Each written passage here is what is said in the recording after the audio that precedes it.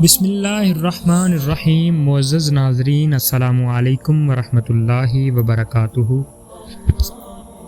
آپ حضرت محبوب الہی نے شیخ عثمان رحمۃ اللہ علیہ کے حالات بیان کرتے ہوئے فرمایا کہ اگر کوئی شخص ان کے پاس آتا اور کھوٹا درہم دے کر جو کچھ ان کے پاس پکا ہوتا اسے خریدنا چاہتا تو وہ اس سے درہم لے لیتے، اگرچہ انہیں پتہ ہوتا تھا کہ درہم کھوٹا ہے، لیکن وہ خریدار کے منہ پر کچھ نہ کہتے۔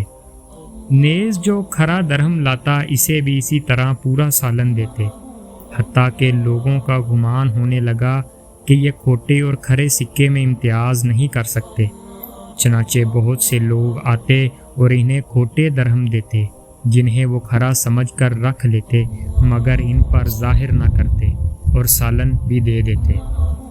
جب ان کے انتقال کا وقت آیا تو انہوں نے اپنا منہ آسمان کی طرف کیا اور کہا، اے خداوند تعالیٰ، تو دوسروں سے زیادہ آگاہ ہے کہ لوگ مجھے کھوٹے درہم دیتے تھے اور میں انہیں کھرا سمجھ کر قبول کر لیتا تھا اور ان کو رد نہ کرتا تھا۔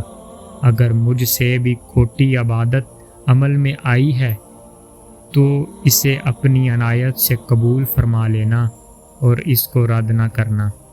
اللہ پاک آپ کو اور ہمیں نیک اعمال کرنے کی توفیق عطا فرمائے۔ وما علینا الا البلاغ المبین۔ شکریہ۔